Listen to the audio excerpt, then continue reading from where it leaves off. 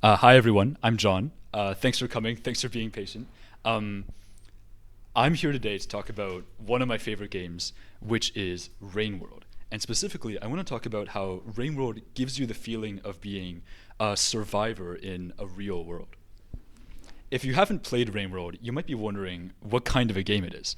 I would love to tell you, but the issue is I don't really know how to explain it, because Rain World borrows mechanics from all kinds of different genres without really fitting into any of them. Platforming is the main way you get around in Rain World, and it's a fundamental part of every interaction in the game, but it feels wrong to call it a platformer when there's clearly so much more to it. Survival is also a fundamental part of Rain World, and it could be called a kind of survival game, but while most survival games focus on building a base in a certain area and gaining resources and getting more powerful, in Rain World, survival is kind of just that. It helps you survive, but nothing more.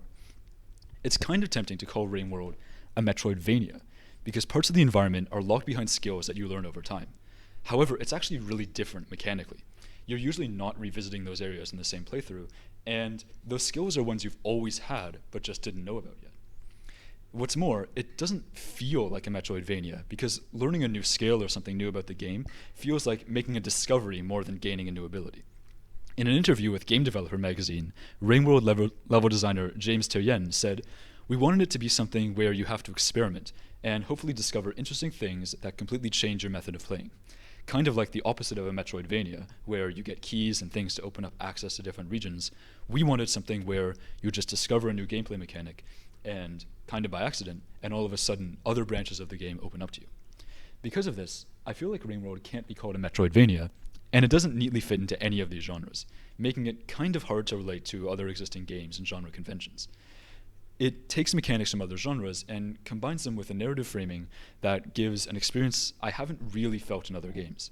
I think this is the best way to talk about Rainworld, to talk about the experience it gives and the role it puts the player in. What's unique about Rainworld is that it's not really centered on its mechanics, though those are definitely unique, but more the way it feels. Rainworld is a game where you play as a lone survivor, exploring an ecosystem that's both dangerous but alive. And what I think is crucial to this experience is that Rainworld doesn't make you feel special in that environment. In many other games, the character that you play as is treated as special in some way. Sometimes this is an explicit part of the game. Your character has superhuman powers or other abilities that most other characters don't. Sometimes your character is special because of their situation in game. They might not have superhuman abilities, but they're unique for being an assassin or a spy or a super soldier. But I think the most common way you've seen as special is when the game treats you differently from every other entity in the world. Enemies wait until they fight only you. NPCs don't really talk unless they're talking to you, and you're the center of important story beats. This definitely isn't something that happens in all games, and it's definitely not something that's bad, but it's common enough that we probably all have experience playing games like this. Rainworld is one of the games where that doesn't happen, and it does this in a really interesting way. In Rainworld, every creature in the oh man. Okay. In Rainworld, every creature in the environment is trying to live its own life and not just be obsessed with the player. Designer George Jacobson said in the game developer interview that instead of thinking, how can I make this creature act and serve as an obstacle in the game, I went at it from the angle of, how can I make this creature behave in such a way that it can find food and move around and get back to its home before the night comes? So instead of the AI creatures just existing as a player obstacle, they exist in their own right. They exist there for themselves. An example of this that I really love is the reindeer, which are huge creatures that have very long legs that you can ride to get over difficult parts of ground. You sometimes need them to get over parts of territory, but they're ridiculously uncooperative. They'll walk right up to you, they'll look at you, and then they'll turn around and walk away before you can get on. The only way to ride one is to lure it with its favorite food, which is some of the plants you can find in the world. You really feel like you're learning how to tame a reindeer rather than just riding a moving platform or something, because it has agency the same way you do. But this is only part of what makes Rainworld's ecosystem different. Since every creature is behaving the way they actually would in an environment, they can also interact with each other in the same ways they can interact with the player. One great example of this is one of the most evil creatures in Rainworld, the dropwig. These are huge insects that crawl onto the ceiling and wait for something to crawl below. When it does, they drop from the ceiling and ambush their prey. Dropwigs are stealthy and powerful, so they're able to attack not only you, but larger and more powerful animals like lizards, scavengers, and other creatures, as well as your player character. Sometimes you'll see a lizard walking along when it's attacked out of nowhere by a dropper you didn't see, and even though you weren't the one it killed, you're still terrified of more hiding in the same room. But it's not just the creatures that make Rainworld's environment feel different, but the world itself. Levels are designed to feel more like ruins of a real world rather than specifically designed levels, and they have multiple different paths you can use to get from one side to the other. There are actually entire regions of the game that don't lead anywhere, like the communications array. It's a beautiful region, but it doesn't actually have any practical purpose. There are some other parts of the level design that also give this kind of feeling. There's one vertical passageway you can use to get to some adjacent rooms, but it's slightly too wide to be easy for you to use. However, it's the perfect height for a lizard, and when I was frantically climbing up it to get away from a lizard, the weird shape of the passage made it feel like a chase through a real part of the world. Of course it wouldn't be the exact right shape for me. And this is what I really want to highlight, that the way Rainworld makes you into a small part of a real and changing ecosystem makes every interaction in the game feel so different. Some of the most interesting NPCs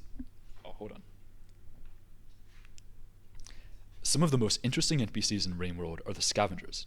Scavengers are little guys that roam around some of Rainworld's areas, and they feel really distinct because they have a kind of society in the environment.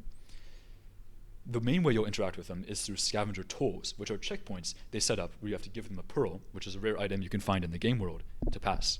And I actually want to take a sec to describe how scavenger tolls are set up, because it might be a bit different than what you're expecting.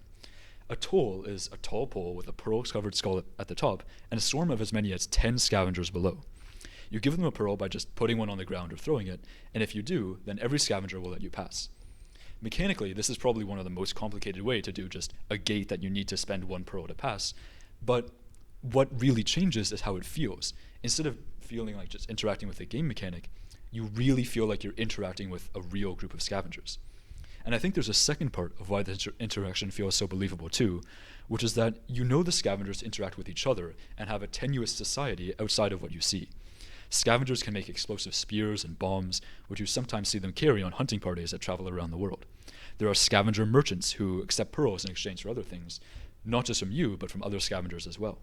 Encountering the scavengers, or even just things left behind by the scavengers, in Rainworld really feels like meeting with an actual society that exists outside of what you see. Scavengers have a special interaction with one of Rainworld's most unusual mechanics, the vulture mask. There are huge predators called vultures that can kill almost any creature with a single strike, and almost every other creature runs when a vulture appears. However, vultures are really cowardly, and you can make one flee with just a single spear. If your aim is good enough, you can actually knock off its mask. Vultures wear a kind of white mask that looks a bit like a skull. Beyond just making the vulture flee, this is actually catastrophic for it. Other vultures won't work with a maskless vulture, and they'll sometimes even attack one. But you can also pick up the vulture's mask and wear it on your face. This makes scavengers, and actually most other creatures too, flee in terror when they see you. In most games, these might not be that interesting. They're just another game mechanic. But in Rainworld, you can imagine so much from these interactions. Maybe a mask is an important part of vulture society, kind of like a lion's mane, and losing a mask is symbolically damaging. And maybe the scavengers and creatures running from you when you wear one think you're a vulture, but if they're smarter, they would probably easily be able to tell that you're not.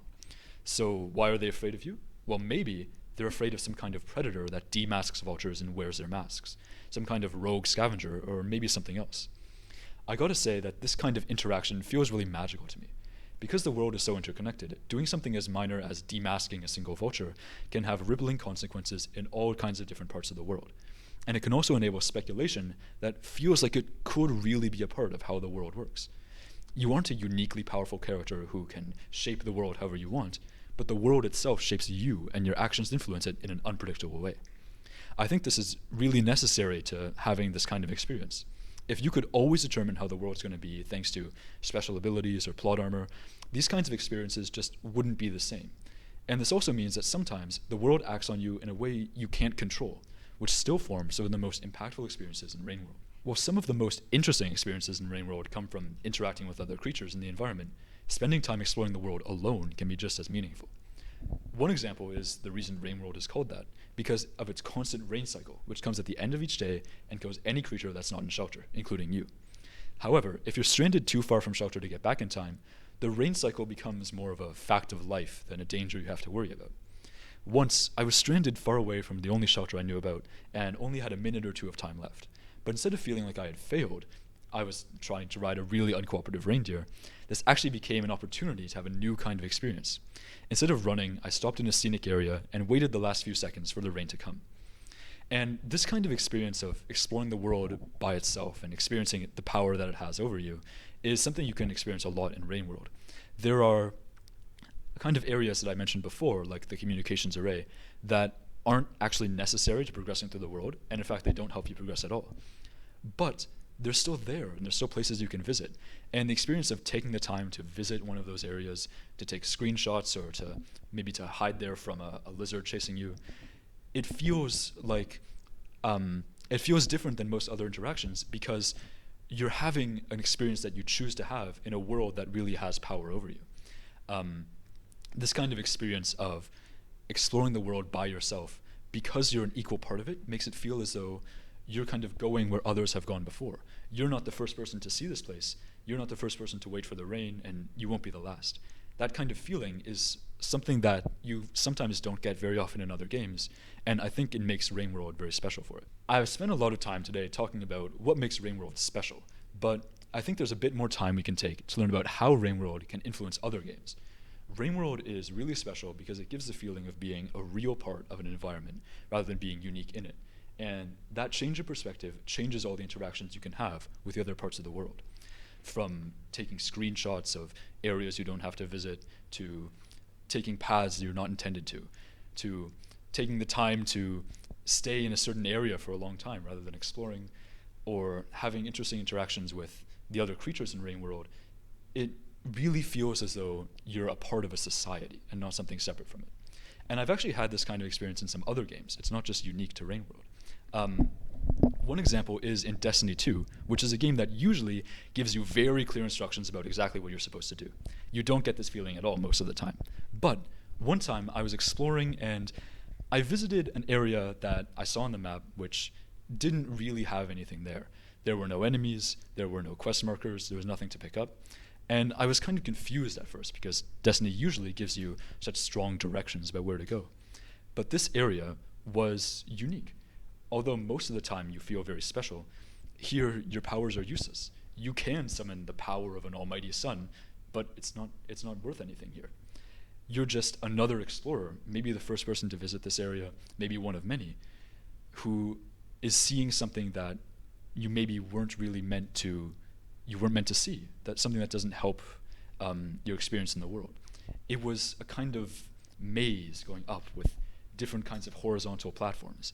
And it wasn't something that helped me in the game get better gear or more experience or anything like that, but it felt like an experience I was really having as part of the world. It felt more like exploring than any other part of the game.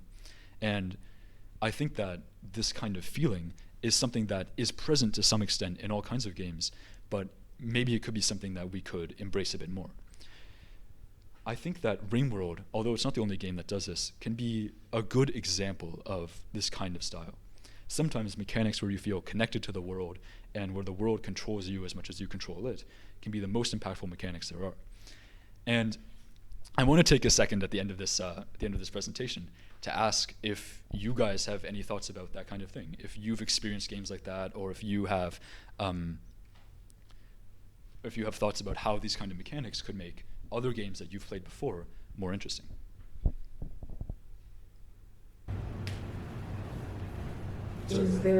Are there any bosses in this game or significant enemies that you need to face other than the vultures? That's a really good question. There are some enemies that are very powerful, but they're actually very, very rare. And I think what makes them kind of different from most bosses is that a boss is usually like something that's trying to block a path or to make crossing an area more difficult. But in Rain World, the powerful creatures, although they are kind of bosses, you don't really fight them in the sense of a boss fight. You're just trying to escape from them and get to another side. And so, although there are kind of bosses, it doesn't really feel like that, you know? Do they ever interact with the other parts of the game, like the other creatures? Have you ever seen that? I haven't seen too many bosses. I've actually only played Rain World once, and so I haven't seen that many bosses in the game. but they do have some interactions with the other creatures, and there was one interview, like a game developer magazine interview that the devs did, and they talked about a specific boss that is meant to that is sort of placed strategically at a certain area, and they said they could really strictly control where the boss goes and have it just stay at exactly the place they want it to go. But they gave it the freedom to kind of roam around and maybe fight with some other creatures because it makes it feel more like a real animal. And you can sometimes see it like roaming around. Sorry, go ahead. So I was going to mention the two examples that I think maybe everyone else already thought of, which is mainly Minecraft and the two Zelda games. But then I was also thinking about how you mentioned like, oh, none of the NPCs interact with each other in most games. And yeah, like that's something that would be a lot cooler to have in Minecraft and Breath of the Wild and Tears of the Kingdom, which is like noticing that things have interacted and not just in ways that have been pre-scripted. Yeah, absolutely.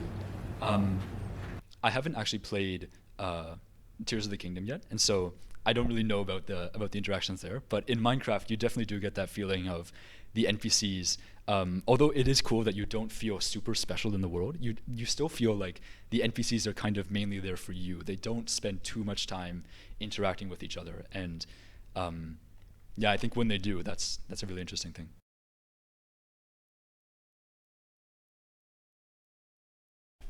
All right. Okay, hello everybody. It's me, Jayden. I hope you enjoy my presentation about not ultra kill.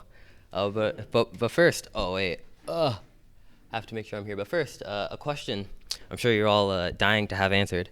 Yes, it's actually not about ultra kill. I know I'm the ultra kill guy, but I took this opportunity to talk about a game that I also really like, but don't talk about nearly as much. Like the last time I talked about ultra kill, certainly won't be the final time I talk about ultra kill. So buckle up because we're going on a detour because we're going to talk about a few games before I get to the game that we're going to talk about. But to put it more aptly, I should say I'm going to take you for a ride. Because before we talk about the game we're going to talk about, I need to give you some game design concepts and some game design context that I first learned from the world of fighting games. I was very worried that this slide wouldn't load because there's so many GIFs on screen, but but it seems like everything went okay. So about a year ago in the fighting game community, there was this discourse comparing old games to new games, right? And we were sort of talking about how fighting game developers have gotten a lot better at making fighting games. Not in the sense that the games are better, but in the sense that they got a better idea of knowing what to give the player to make a game play a certain way, right? Modern games are a lot tighter in the sense that the way that you play the game is the way that they intended, right? They know if we give them X, Y, and Z, this is how the game will turn out. Early arcade games were much looser in the sense that they sort of just gave you tools without knowing what they'd be used for. And in the end, it led to a lot more emergent design through players sort of applying things in ways that developers didn't intend, right? And it led to, fun, cool, interesting stuff. And we were talking about how we missed it. This is just a tier list of games ranked from tight to loose. So does everybody understand the difference between looseness and tightness? I did a good job. Yeah, it might seem a little theoretical, especially because if you don't have any fighting game experience. So a practical example I can point to is the third strike parry. Street Fighter 3 Third Strike has a parry. The way it works is instead of pressing back to block, you hold forward to parry, and you take no block, stun, or chip damage. You're able to counterattack immediately. It's a very loose mechanic because you're able to parry anything, and you're able to respond with anything as long as it comes out fast enough. Right? The third strike parry, very iconic, and it'll probably never come back, mostly because it was a very risky mechanic to add, I could imagine. The conversation about adding it probably went something like, hey, should we include a universal block stun and chip damage canceling parry? I don't know, someone might get good enough to avoid a checkmate situation by parrying all of 15 hits of Chun-Li Super Art and win in Winners Finals of EVO 2004. Nah, that would never happen. Yeah, you're right.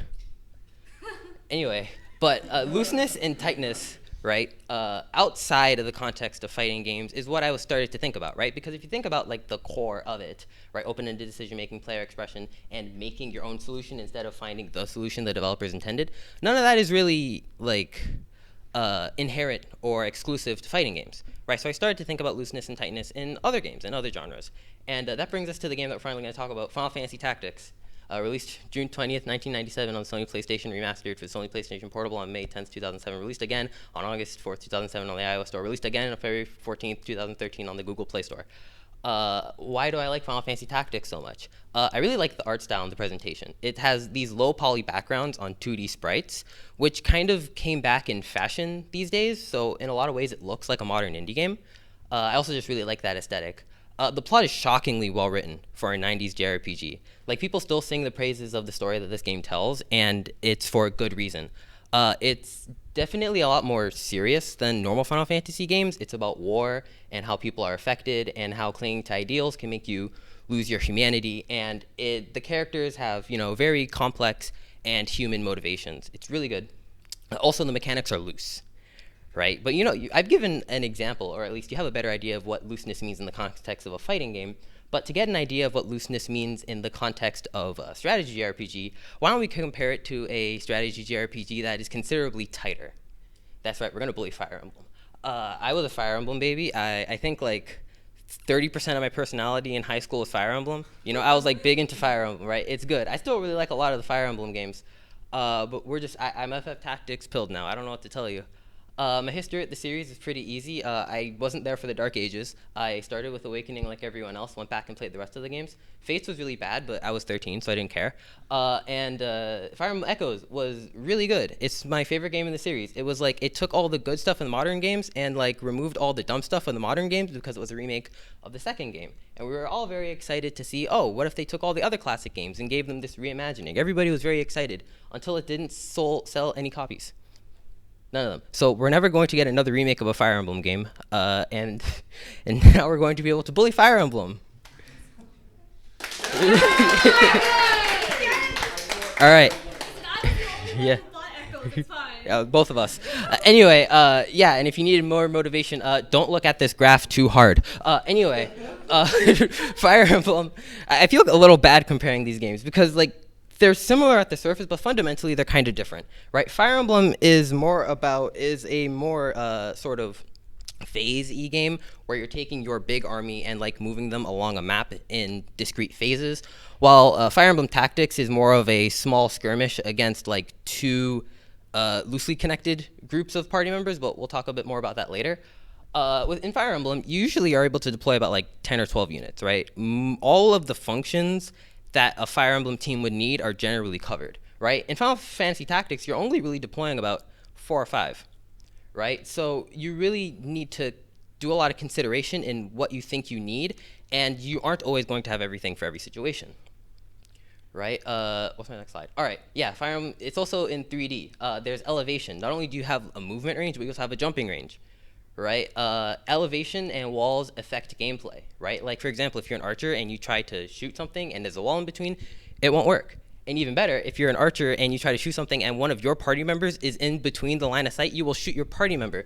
Because my favorite part about this game is that it doesn't discriminate between actions. You can heal your enemies, you can attack your allies, you can use any type of action on any type of unit. 99% of the time, it makes no difference. Why would you ever do that? But there's always that 1% of the time where I'm going to heal you and then stick 2 of my guys and put you in the corner so that 2 of my other guys can hit on each other and gain job points. And that's how you grind in this game. Fire Emblem clearly separates all of your people into your team and the enemy's team, right? It also does that through the fact that you move everybody at the same time, right? In Tactics, you move based on the clock time system, which is when it hits 100, you're able to move, but then the action that you choose changes how much clock time you have, and it also, time modifiers. It's based on your speed. You move based on your speed instead of everybody at the same time. And that, coupled with the fact that you can do everything on everyone, the lines are a lot blurrier and looser as to the two sides of the conflict. There's also a lot of class variety. Because you're deploying significantly less units, each unit is tremendous. There's a lot of customization that you can apply to your units. These are 2 of the people I made in one of my playthroughs. That's a black mage who's also a time mage who can teleport to any tile on the map and cast the biggest magic instantly. And that's a monk who turned their MP into a secondary health bar and breaks all of your armor. Not only are you able to equip your primary job, your secondary job, but also a reaction ability, a passive ability, and a movement ability that's based on any of the classes that you've had before. Right, so yeah, there's a lot of variety in the kinds of builds that you're able to make. And it's interesting that because this game is based on Final Fantasy, it takes a lot of Final Fantasy tropes and recontextualizes them in a strategy RPG context. Not that slide. We're going to bully Fire Emblem a little bit more. Let's compare basic magic classes just to sort of emphasize the differences and how Final Fantasy Tactics classes are a bit weirder and their applications aren't always immediately as obvious as Fire Emblem ones. Right, if you compare a mage, right, they have a 1 to 2 attack range, which is the same range as anyone with a ranged attack, a fixed durability on spells, which is the same as any other weapon, instant cast time, which is the same as any other weapon. The only difference really is that it references magic and resistance for damage instead of attack and defense. Right, in Final Fantasy Tactics, each spell has a different range, right, and there's also splash damage that you need to consider, so if you cast a fire spell and your friends are nearby, they're going to get hit by it, right? It costs MP to cast. Different classes have different magic resistance because it doesn't really, there's no like specific magic defense stat. And cast time is based on CT, which is based on speed and time modifiers. Back to that part about FF staples being reimagined in the context of a strategy RPG. The Chemist, one of my favorite classes, because usually in RPGs, items kind of suck, right? Once you get a magic unit that can sort of fulfill the function of whatever that item does, you usually stop buying that item and you just buy MP restoring items and let them use the spell that fulfills the same function, right? But chemists in Final Fantasy Tactics stay very relevant throughout the entire game because items have no cast time, right? So you're able to use an item instantly, while if you wanted to use a healing spell, you had to wait, right? Thieves, usually in JRPGs, thieves really suck, right? You're spending turns that you could be attacking to have a percentage chance of getting a random item off of an enemy. Not very helpful. In Final Fantasy Tactics, thieves steal your equipment, which means if you have one sword equipped, they'll take it and you can't attack anymore. And my favorite class, the Calculator, which is a magic class with no cast time. However, instead of casting things like a normal human, they get to do funny spells like, I'm going to cast this on all enemies whose current elevation is a prime number, or I'm going to cast this on all enemies whose MP is a digit of the Fibonacci sequence. That is a real class in this video game. Yeah, it's finally math in my video games. This is what my parents wanted. Anyway, yeah, the possibilities are endless. This is a screenshot of FF Tactics Battleground. Essentially, it's a ROM hack that turns the game into auto chess. Twitch viewers are able to submit character builds, and they get put on teams and fight each other for fake points, right? Yeah. So there's also monsters on the field because there's monster breeding and taming in the game, but I didn't get into that because that would take too long. So you're probably, I can tell what you're all thinking. Jay, all right, you sold me.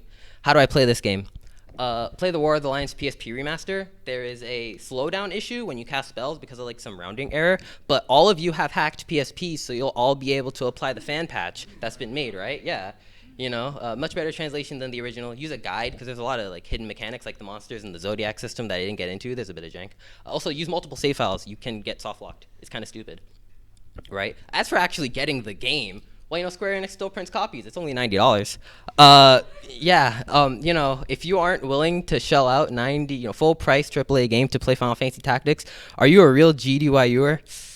I guess there's just no other way to acquire Final Fantasy Tactics: The War of the Lions on the PlayStation Portable. I am not allowed to tell you where this QR code leads. I am not allowed. Because of the building that we're in, I cannot tell you where that leads, but you just got to trust me. You just got to, do you believe in me, club? I don't see anything. I don't see anything. Yeah. All right. All right, but that's my presentation.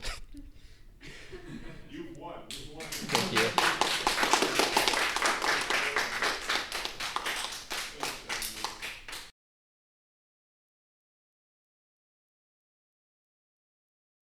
Hi, so my name's Aditya. I started playing rhythm games in 2005, and I've been playing ever since. It's 18 years. And so I was gonna do a presentation on a particular rhythm game. This is Stepmania. More specifically, it's a fork of Stepmania called Not ITG. That's used for modded files, really fancy visuals and things like that. So I figured, instead of just coming up here and talking about it, why don't I show how it works? So ideally, if everything's been set up, then I can, this is a file that I made in 2 days. I'll be real. That kind of shows off some mods and that are played in the game. So obviously, a lot of these are actually, when you look, if you've seen these before, they have like crazy visuals and stuff, and you might think to yourself, oh, how do people do this?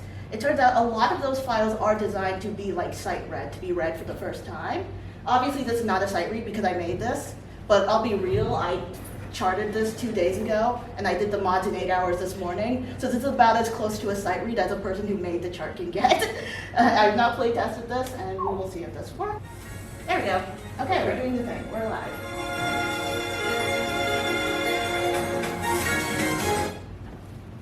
I see. The Yes. intro rock. I see. Yes.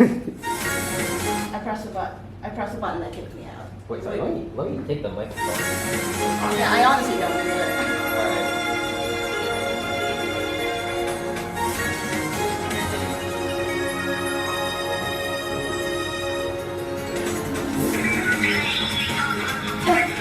Oh dear, that's a lot of ways. I died.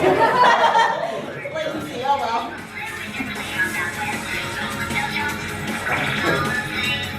I probably have like several latency right now, it's fine. Although I'll fix it. Wine might have added the input delay, so it's not her fault. Yeah. I'll be able to fix the latency in a second. Should use Proton. Actually, What can you say? no, but the thing is, wine was just a command. I would have had to like. There we go. I'll be able to fix it now.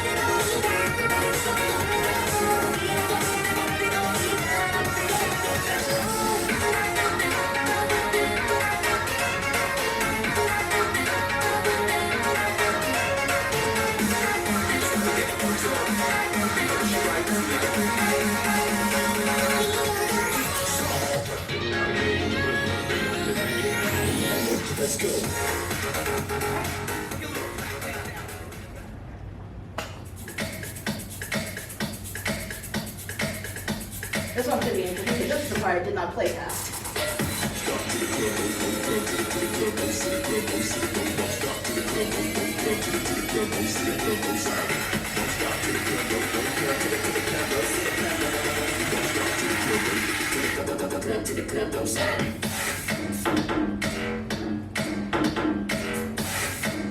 This part's easier than it looks. I just kind of repeated the fingers over again.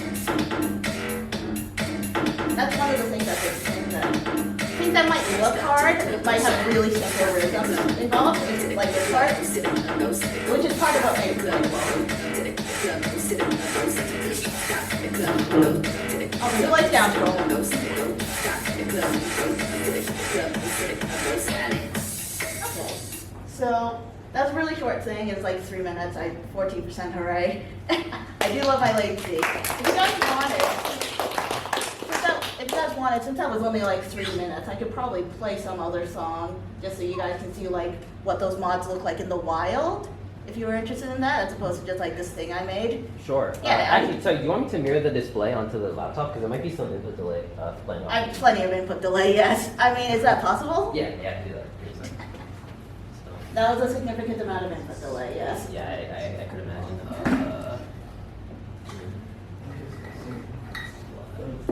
Okay. Thank you. It's all the same. Yes, okay, so Well, I cannot do it either. what, this Friday one. Night Funkin' Fans, way out. We're the place where you ask how you do it, they say good. Alright, this one. This is a cute little song. It's a Phantom Train's Journey, and this is this one's nice. It's very focused on like being able to read the arrows. So I guess try.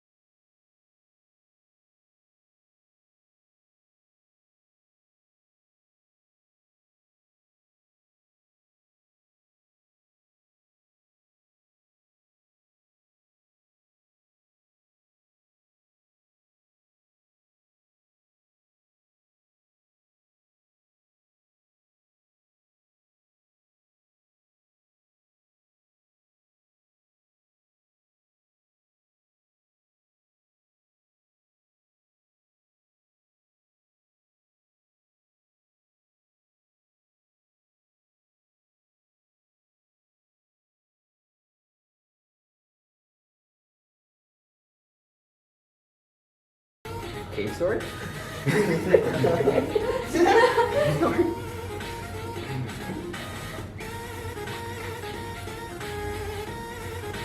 Mama does have a very cave story about his music.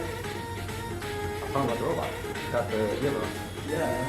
Look at the potion right next to him. Well, all right. That was very visually exciting. That was also not mine, let's be clear with that. All right. And there you go. That is not ITG. If you want to play not I.TG, it's Windows only, unfortunately, so that's why I had to do this. There are exceptions. But yeah. If you're like me, But Man yeah. like Jayden. man like Jayden. Yeah, there we go. That is so cool. That was amazing. Can you do Alright. more songs? Or I mean, we still have time. You can play another one. Any I key can't. visuals? I can probably. can we like look through the song just to maybe choose? Sure. I think a lot of these are like music that are, I do have Guessing this is one of those games with like a super dedicated player fan base. more or less, yeah. So if I'm playing an OISRT song, I guess. OISRT is short for Online Internet Site Reading Tournament. These are all like some of those songs I was talking about that were designed to be sight read in a tournament You know, environment, Electromagnetic Adventures. while also being modded. Electroman Adventure, sure. That's from Geometry Dash. That's literally Geometry Dash song. Well, It it's is? by Waterplay. I don't remember that one. Electromagnetic Adventures is like one of the middle levels. Oh, okay. Yeah. Oh, water flames everywhere. YouTube makes good music.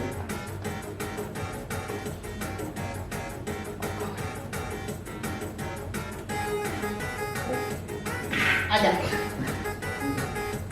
Is that the default death screen? Probably not. Obviously, yeah. Latency. Obviously. It's probably a combination of line and projector. Oh well. It's literally way better than I could.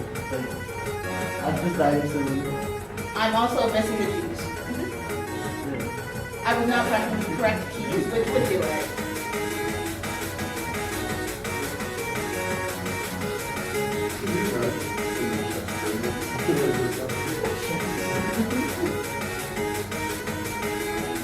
If you're pressing shift instead of the up keys. Oh well.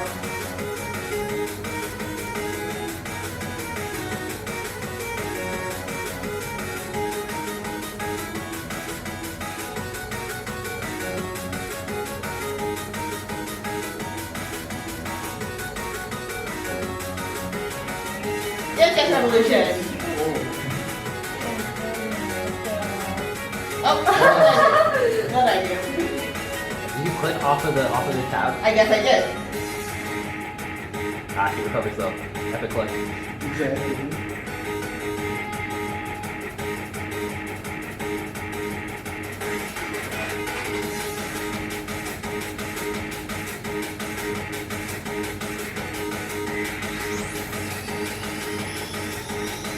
pattern, the community calls it D-pad over here. I guess you have two guesses why. Yeah. Hold on, I thought you were the show.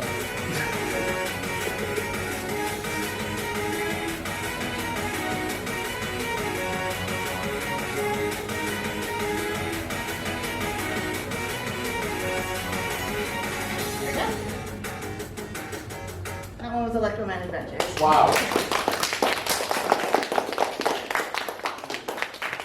I think that one was played in. That was definitely one of the first rounds of the tournament. I think it was probably like 1 or 2 songs. Plus you. Yeah. I did not. Wow. And yeah, there we All go. right. Hope you guys enjoyed. Thank you. Hope you guys enjoyed. This is actually really interesting, but I know for a fact that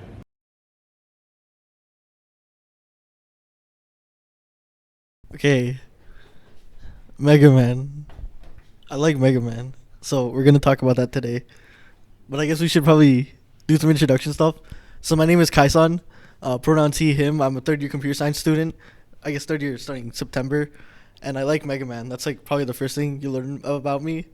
I have Mega Man shirt and some Mega Man socks. I'm not sure if you can see that with the camera.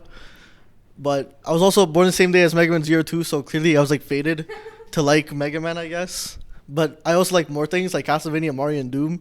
I had to write that down in case I forgot, but I do like other things. And so today we're going to be talking about Mega Man, and I wanted to talk about the entire franchise, so I thought the easiest way was to like speed run the entire timeline of games because they're all like kind of connected.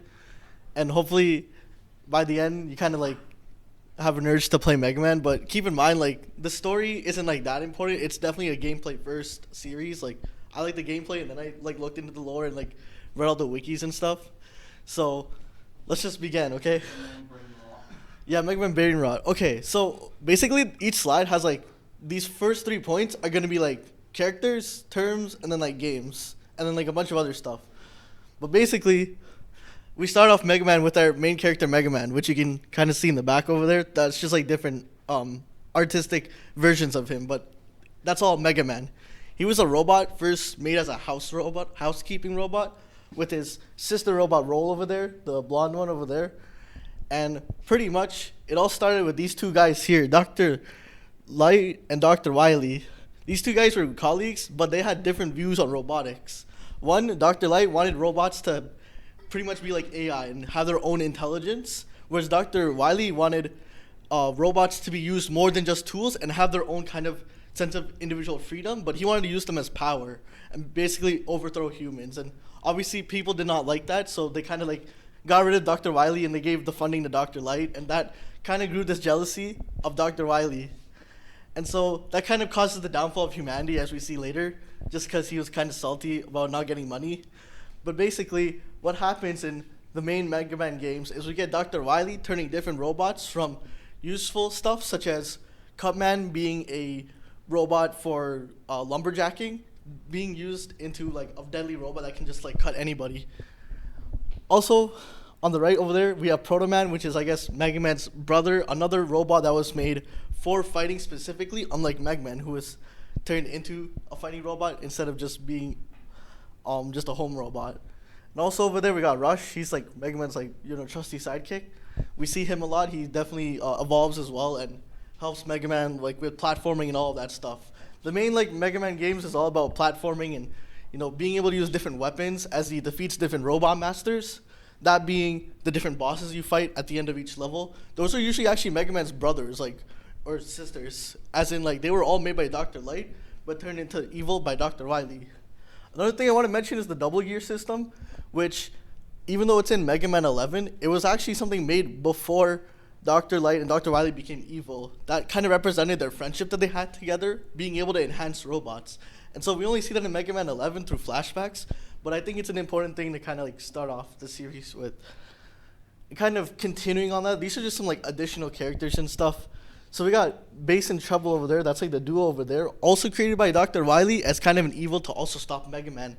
And as you play the games, you kind of realize, damn, Dr. Wily just does not give up, and like he just keeps making more robots, keeps like doing evil stuff with those robots, and he even makes new stuff. He even gets this guy, Dr. Kozak, involved, and also using him to create more robots, literally. Over here, we have also the Mega Man killers, which, as their name suggests, is used to kill Mega Man. It doesn't work, obviously, because Mega Man always wins, pretty much. And so these games over here, Mega Man World 1 through 5, are just Game Boy games that happen in between the other games, where you refight a bunch of other bosses from previous games. But they also feature these guys, so I just wanted to point them out because they're pretty cool guys. I like their designs a lot.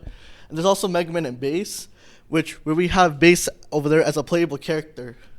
Also over here, we got Otto, who's kind of like the salesperson where you can buy items and stuff, and we literally don't know where he came from. He just kind of like appeared and helped Mega Man and friends. And then Tango over there is just another kind of helper robot, kind of like Rush. And so really, what you see when you play the classic Mega Man series, as it's called, you kind of just realize that Mega Man is just endlessly fighting. And is there an end? Well, there kind of is. But we don't actually know what happens in between the classic and Mega Man X games. So as we skip to here, the Mega Man X series, we have an entirely new cast, and almost none of them are related, and we don't even know what happened like beforehand. But it is assumed that at least Dr. Light and Dr. Wily die of old age or something. But at least their legacies live on. As we have X over here, usually his name is Mega Man X, but most people just call him X, and he is actually Dr. Light's last creation, being able to have free will as he originally envisioned.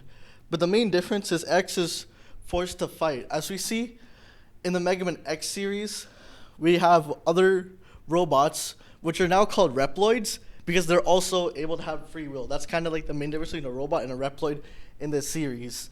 Now the main thing is Reploids can be good and evil, just like humans. And in the series, the evil robots, or Reploids, are called Mavericks, or they've gone Maverick, as they've decided to attack robots or attack humans. And so obviously when there's Mavericks, you got someone to stop them, which is the Maverick Hunters.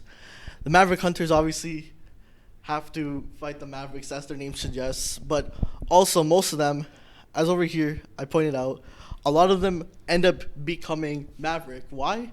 Because of a character named Sigma. I'll show it in the next slide. Sigma has a virus within him that causes robots or Reploids to become evil.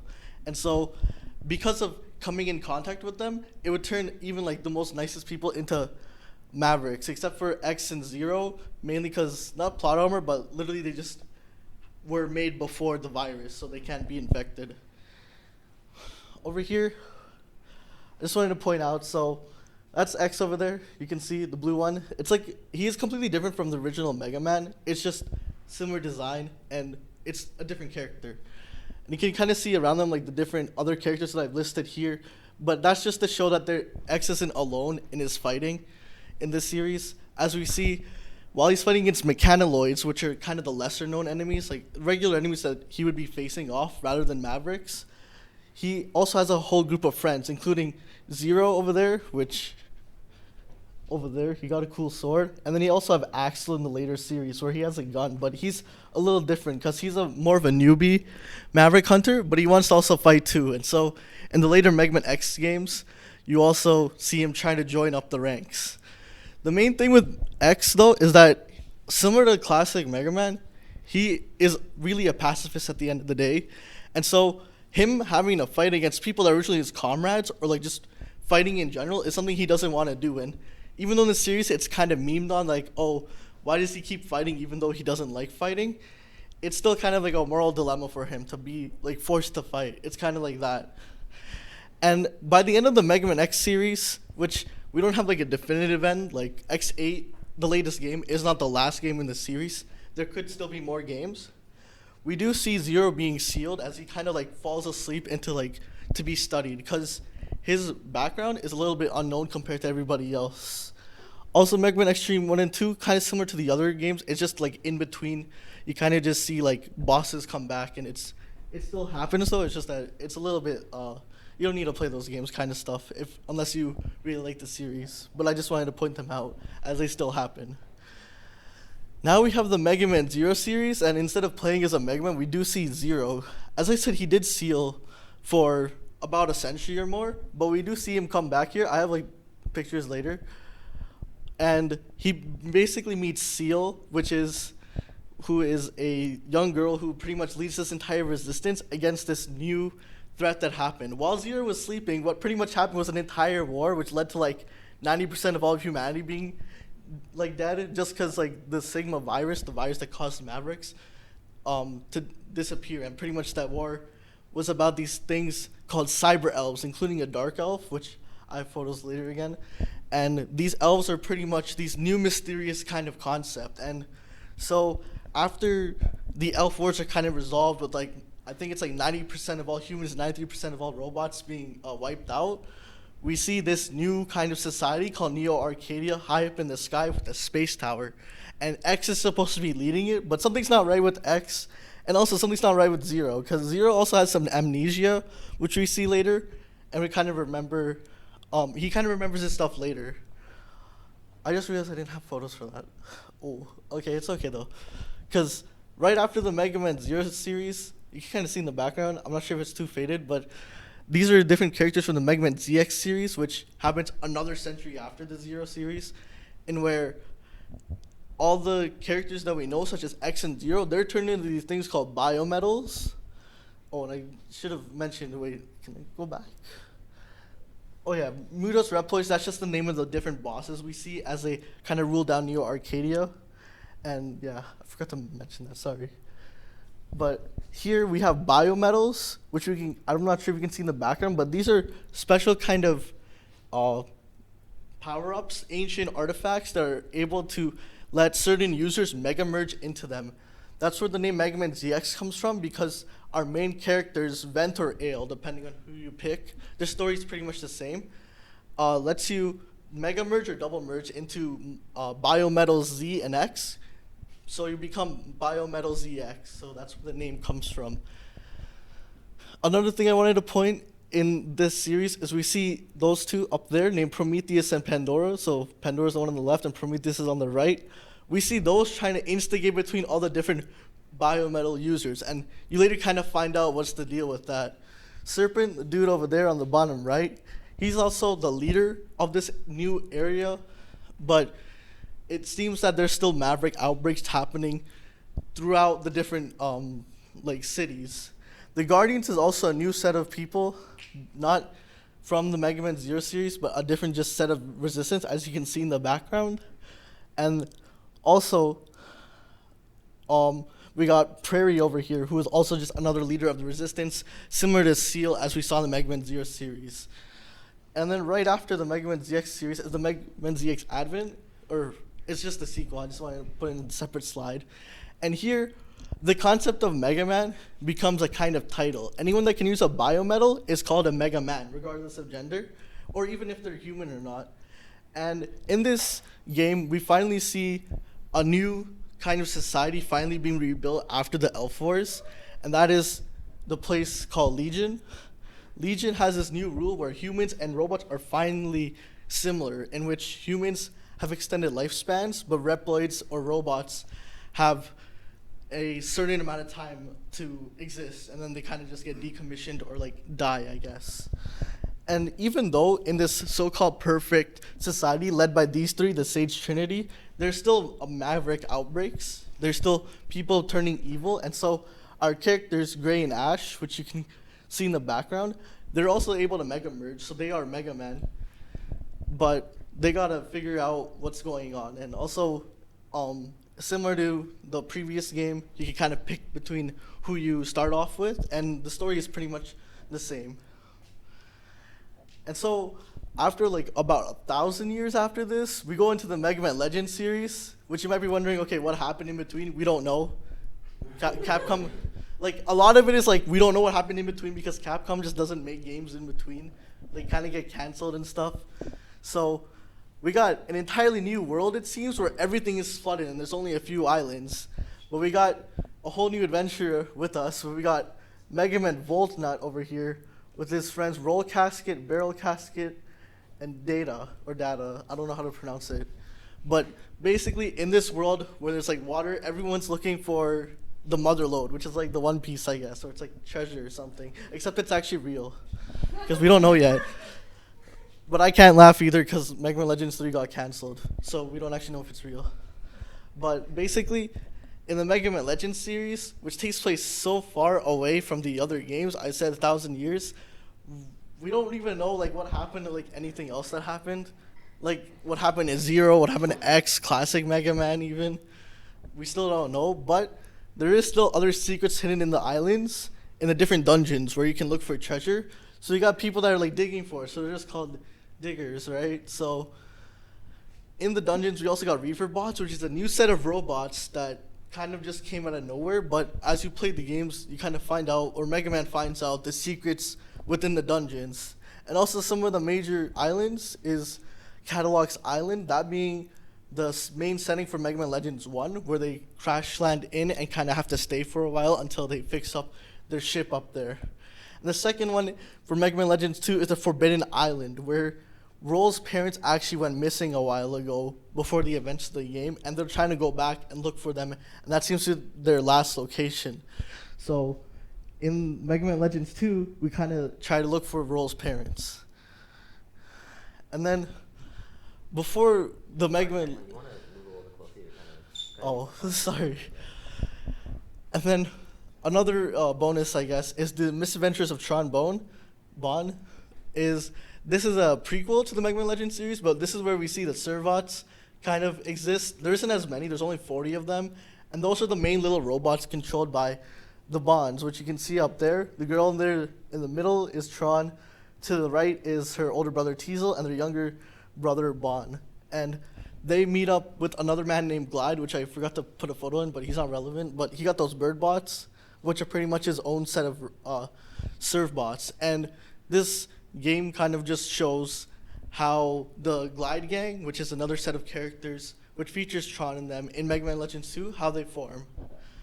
Now you might think that's solved, but no, we kind of restart the entire damn timeline. Okay, and the only way I can compare it is to JoJo. Y'all watch JoJo, like Steel Ball Run, how that's an entirely new timeline? Okay. But basically, nobody said anything, but basically, in the Mega Man Battle Network series and onwards, we see similar names such as Mega Man, Proto Man, Roll, come back, but they are completely different. You can disregard like anything from the previous series and still enjoy this series as it is, or you can just see the references. Here we have a new set of things where internet is like completely different from how we see it. I'll just skip to here. So basically over here, you got your internet where it's like a whole path. This thing would be your net navigator, and you'd be the net operator. And you'd be navigating or operating your navigator to walk around the internet and just do whatever you need to do, whether it be checking emails or fighting viruses. Over here, I just picked a screenshot of just a battle. Instead of fighting viruses with like malware, you'd use your net navigator to literally shoot them down or like use your sword or whatever you want to do.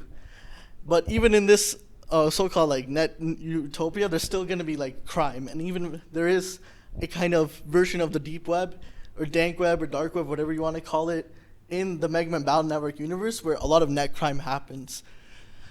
Over here, I just wanted to put over there, that's Proto Man on the right, and to the left of him is Eugene Chaud. It's like French.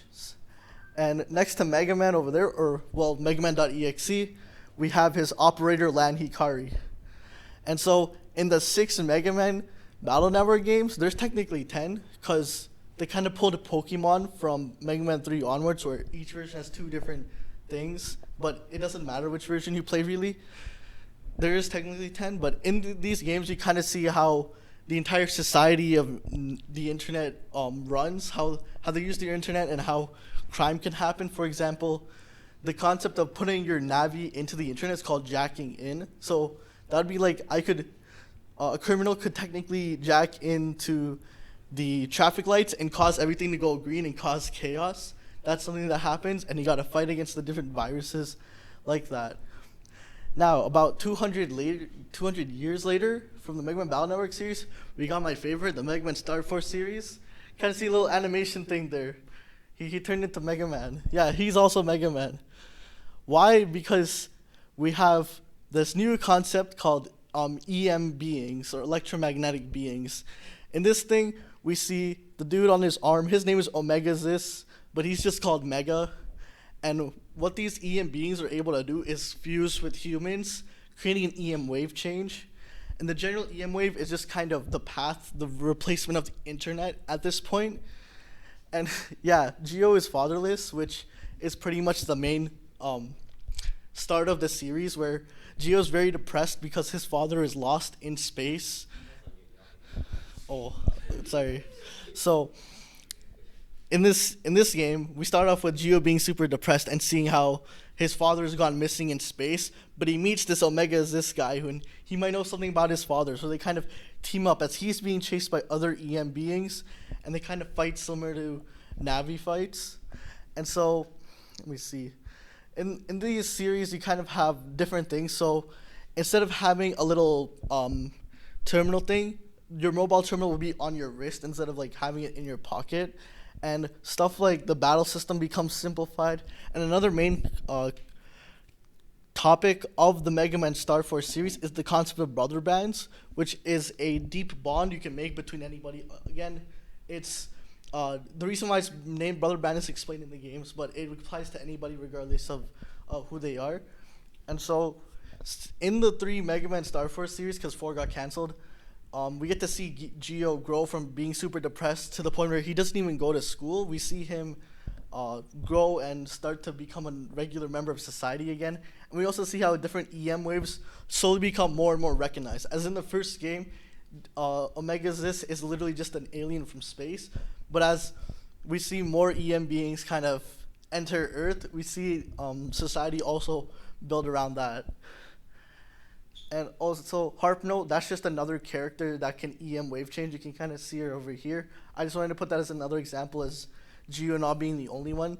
You definitely have to fight a lot of the other EM wave beings as they are like rogue aliens trying to attack Earth. But some of them are good and some of them are evil, kind of like, humans. And so I guess a little conclusion thing. These are a list of canceled games, but I guess the conclusion is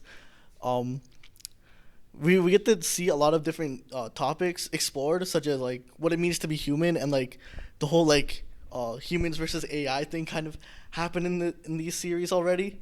But at the end of the day, you don't have to worry too much about the story. You can like forget everything I just said and like you can enjoy the games like completely.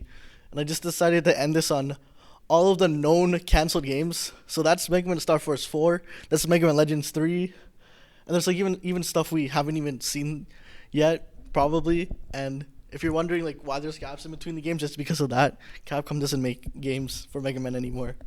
So yeah, please play Mega Man. The end.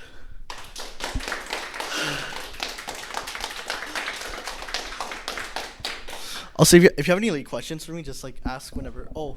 Yeah, sorry, I was sorry. What's your biggest connection to the story?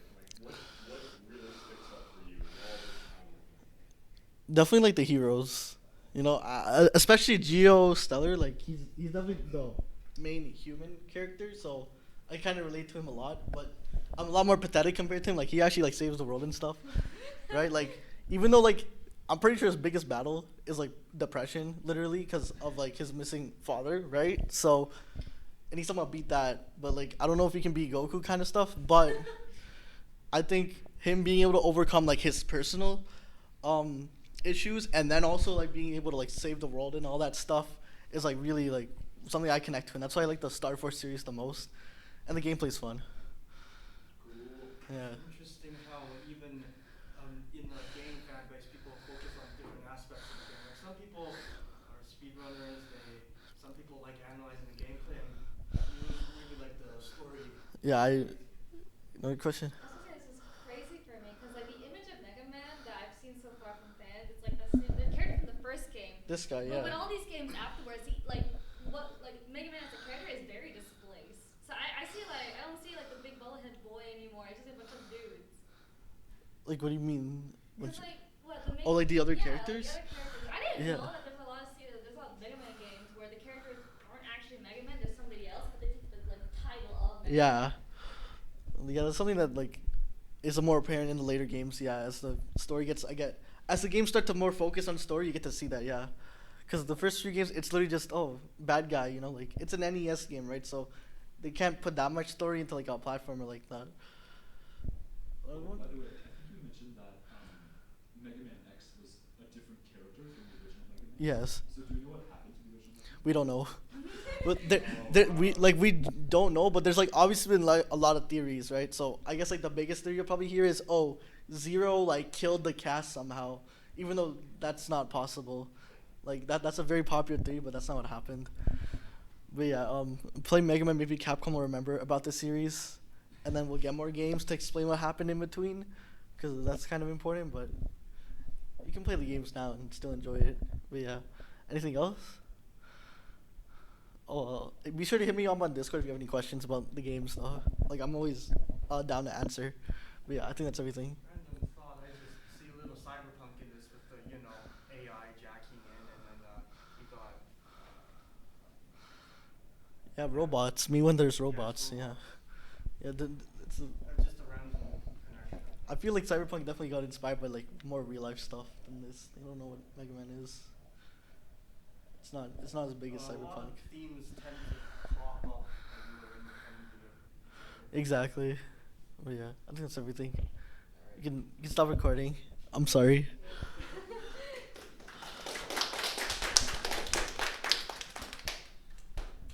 Yes, I'll take that. Thank you. Jayden, the file was split into 2 files. Yeah, that's fine.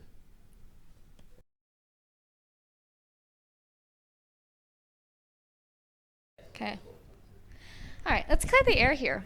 I will be talking about social links in this presentation. Now, not persona related, I'm sorry.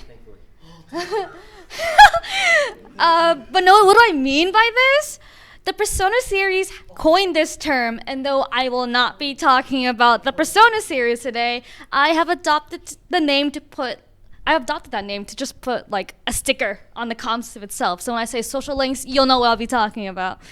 Social links is a game mechanic that focuses on the relationship between characters interwoven into the overall narrative. Incentive to engage with social links are the rewarding feel of progression, an extension of the story, and the potential to unlock different endings or paths, and incorporating storytellings with game mechanics for an enriched experience.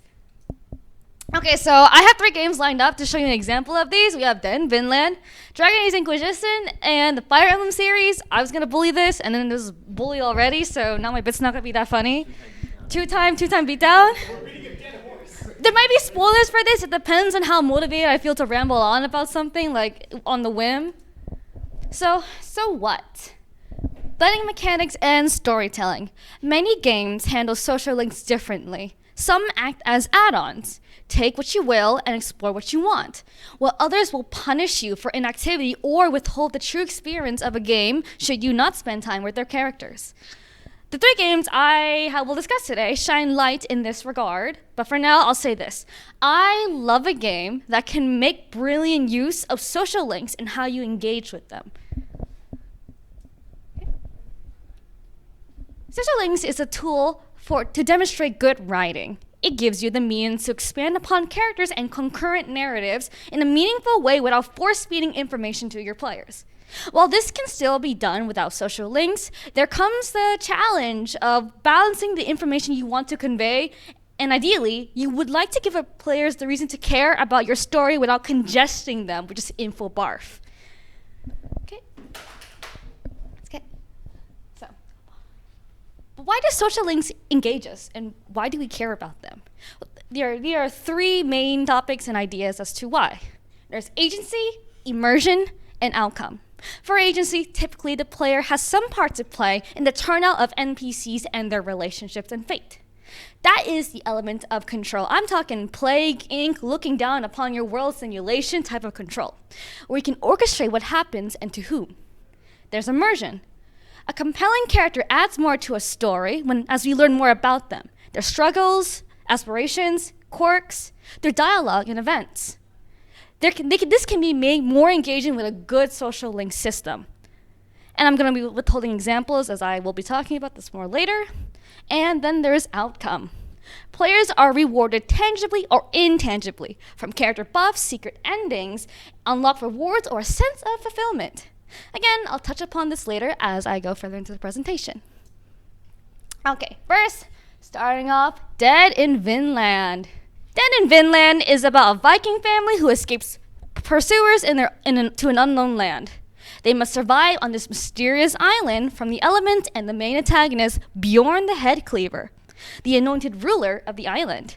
Dead in Vinland is about resource management. You get 2 cycles in a day to conduct scavenging, crafting, or exploration activities. This is kind of blurry, but here's how the gameplay looks like.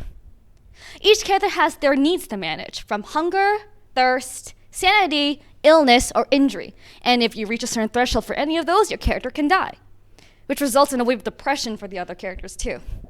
On top of that, you meet a weekly tribute to give to Bjorn to save yourself from his wrath, which accumulates over time if you miss the deadline for these weekly tributes or if you don't give enough.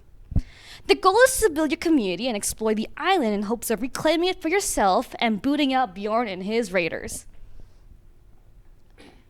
Now, Dead in Vinland manages opinion between characters. So that is basically the value that sort of gauges how close a character is and how they feel about one another. The main way to increase opinion is by choosing dialogue options when prompted, wherein you choose a response that a character in a conversation says. High opinion results in buffs where if you pair 2 characters together for a resource task, they get more items out of it. There are multiple romances also to be had between characters too, which are randomized. So if you have all these characters sitting in a campfire, it's going to be randomized as to which ones really will lock into a romance. But you have to progress that by choosing the good dialogue options to engage the romance. And some of them are pretty obvious, so it's like, what, one character is saying hi to another character, and your response can be, I hate you, or hey. But that's about it. So when it comes to agency in Dead in Vinland, you have agency in choosing what survivor you want in your community, and the response given in dialogue options. These responses shape the character's relationship with others forever. The most Dead in Vinland does, besides deep companionship, is romance and divorce. Yes, you can commence a falling out of love between the married couple Eric and Blodoed, who can fall in love with other survivor NPCs. Then there comes immersion. Sometimes you can't control opinion increases or decreases in scripted events. Characters will just lash out at one another, and some players have written this off as like a grating game flaw. Like all of a sudden you'll be in a campfire, the day is all good and gone, and all of a sudden the daughter argues with the mother, instant negative 30 opinion loss. But I think this adds to the organic flow of the game. It renders you, the player, as a witness to complex human nature. Under intense duress, people hurt those they love, even when they don't mean it. Now, how does the game reward you for this? My personal belief is that Dead in Vinland is probably the weakest of the 3 games I will be highlighting as examples. Buffs to resource gathering are nice, and characters are marked by the buff in love when the relationship progresses a certain point. But outside of scripted events, the relationships between characters are barely felt. More so because every unique dialogue is once come and then done. So if you're going in blind, you may choose the wrong dialogue options, and the game's not really forgiving about that. But that does lead to replayability, because since every dialogue encounter is randomly generated, each playthrough won't feel like the last. Now, gonna move on to the next game, Dragon Age Inquisition. I have played half of Dragon Age 2, started Dragon Age Origins, but I did finish Dragon Age Inquisition. So when I talk, that is the scope of the game, of the Dragon Age series. No. This synopsis comes straight out of Steam, because I'll be damned if I actually try to review the whole lore of Dragon Age, because it's a lot. It's a lot. They have books, they have graphic novels, they have everything. I am not going to cover that. But when the sky opens and rains down chaos, the world needs heroes. Become the savior of Thedas in Dragon Age Inquisition. Something, something. Anyway, the synopsis is, you're there at a place at the wrong time, it blows up, and you leave with a glowing green hand, and all of a sudden you're leading an army, and that's okay. Now, like Dead in Vinland, some NPCs are given to you off the bat, while others you have to make an effort to look for, or they come knocking at your door later at some point. Your relationship between NPCs is measured by approval. You gain approval from NPCs based on dialogue choices and decisions made in the game. Unlike Dead in Vinland, there's no real approval system between NPCs. So really, this game hyper-focuses on you and places you in a position to be the main character, instead of you overseeing a plethora of main characters. Approval milestones are marked by cutscenes where you can make pivotal decisions. This doesn't only happen for positive approval. Actually, you can dip into the certain like negative thresholds of approval for some characters, where you can engage in basically they come to you, they say they hate you, you suck, you're a tyrant, and then they can leave your party. So now, when it comes to agency, how does Dragon Age do this? Storytelling, a responsive environment, and complex characters have been the crutch of BioWare's success. As seen in their other games like Mass Effect and like the early Baldur's Gates games. For all its flaws though, Dragon Age Inquisition takes you for a ride. I am a sucker for stellar art direction, so when I say that Dragon Age Inquisition irreversibly changed the way I approach visual identity for games, I mean it. So for agency, you are in charge of your own fate and that of your companions. Through dialogue choices and plot decisions, because there are many instances in the game where you have to choose to take a side. Whether you choose the Templar, which are basically religious magic police, or the mages, who are being persecuted for having the power to basically destroy the universe. Tough choice, yeah. I mean it. You can gain or drop in approval just based on whether you choose and all that stuff. But once you reach a certain level of approval with your companions, their champion quests can be unlocked, and you progress their story by completing them. Now, when it comes to immersion, with each action you take, your companions will approve or disapprove based on their beliefs. Not everyone will like what you do, and Dragon Age does an excellent job in incorporating this mechanic into their storytelling. Based on your decisions in their champion quest, you can change the way your NPCs or your companions look at things. So from their behavior to their opinions, that can all change depending on what you do, resulting in different approval and disapproval judgments for the rest of the game. Now, I actually made a little table here that also shows like, on top of that, Dragon Age Inquisition makes you feel like you're living in the world, since each character is so unique and has like their own like breadth of personality and behaviors. Here are all the random conversations you can encounter if you have, I made one for Vivienne, but these are all the other characters that you can have in your party. There's like 3 at a time when you go out this semi-open world. But when you have these characters in your party, Vivienne has a chance to strike up a random conversation. These ones mark if you're in a relationship, a romance path with that character. She'll comment something. And for the 2 circles, she will say something if these 2 characters are in the party. So it's very, you might not get all of these in your playthrough, because Vivienne is a little bit of a unpopular character to work around, because she's a mage, but she's also for anti-mage stuff. It's really hard. I tried. But yeah, this goes to show how much Dragon Age cares about its characterization and making you feel like these characters are real, and you, like, what you do will change them forever. Okay. And for reward, you grow your companions. Their fates are reflected in their tarot cards, which appear each time you prepare to enter a region. So it's like you're selecting out of a deck of cards. You can unlock more features in their skill tree, and they can gain combat perks. Dragon Age Inquisition successfully makes you feel like you have taken away from it an intangible experience and a story very unique to you. Now, I'm just going to show you. I love the art of Dragon Age Inquisition. I love their art assets. Here is the card for Cole when you first get him, but when you do his champion quest, because Cole as a character, he is a spirit of compassion who possesses a dying boy who is imprisoned for being a mage. So at some point, he comes into conflict because he's technically half human, half spirit, and you can choose whether for him to embrace his humanity or reject it and fully commit to the whole spirit thing. And this actually changes his behavior, because if you go full spirit, he will begin to speak in a more monotonous manner. If you go full human, he's coming to terms with how much pain humanity has caused and the feelings that he feels. He'll come to fully process it instead of flushing it out. So he speaks in a more, I would say, broken tone, very like messy manner. And lastly, Fire Emblem.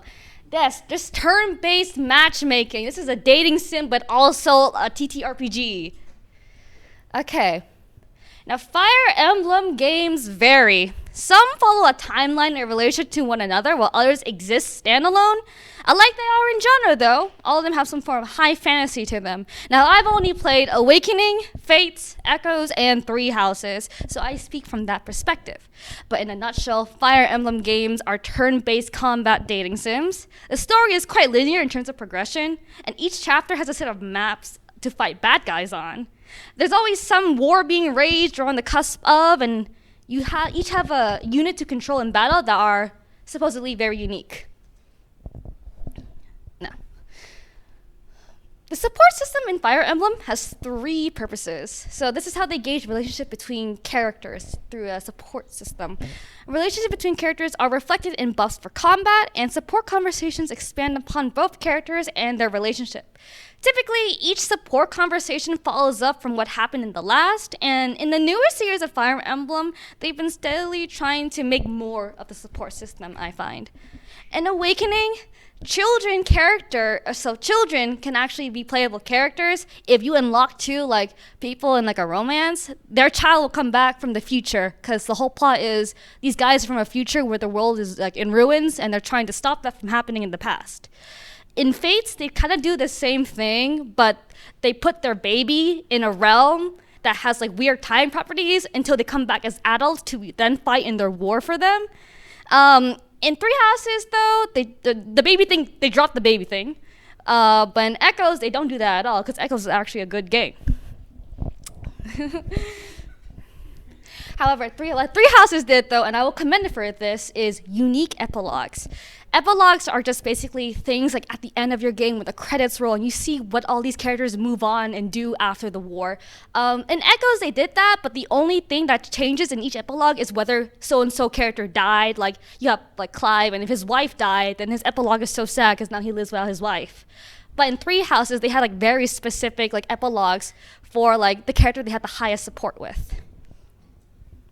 Okay, now when it comes to agency, as a player, you coordinate all units on the battlefield. You control who fights alongside who for bond boosts, and what supports take place.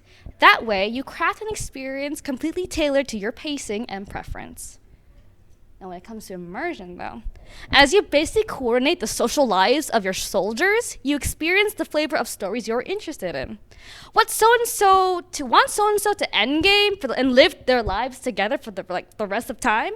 Force them to fight alongside each other for 4 rounds. Part of the fun of this is the role-playing aspect. You know when you take 2 figurines and you just kind of have them together and you play the movie in your head and you're satisfied? Yeah, that's Fire Emblem gameplay, and it benefits from something like that. And now when it comes to reward, each character in Fire Emblem has supports which illustrate their personality. And the appeal of Fire Emblem is to demonstrate their characterization under multiple interactions and circumstances. There are combat buffs, like +10 to hit accuracy if these 2 characters who are close to one another fight alongside each other. But some supports between certain characters are better than others, I will admit, because if you... Well, it was a problem for Awakening and Fates for me, where they tried to have supports between all the characters, but that ended up in quantity over quality. Three Houses does its best to mend this, luckily, though. Now I will show you how. So I'm going to represent to you Hubert and Ferdinand, who go from enemies to besties arc in Three Houses, and this is where Three Houses actually takes the whole support mechanic and does something good with it. It actually shows you how these characters change over time the more they spend time with each other and actually become friends and such. So there's this thing where Ferdinand and Hubert are in a rivalry because they're both supposedly they are related to the throne. So they go from hating each other to eventually liking each other over the course of the war. And here's their epilogue. I really actually enjoyed the epilogues of Three Houses because after 50 hours of gameplay, you can sit down and just read what happens, and it was very, very pleasant. So yeah, that's my entire presentation. I'm a little nervous, but I did go through, I think I sped through a lot of my stuff because I am nervous, but thanks for listening.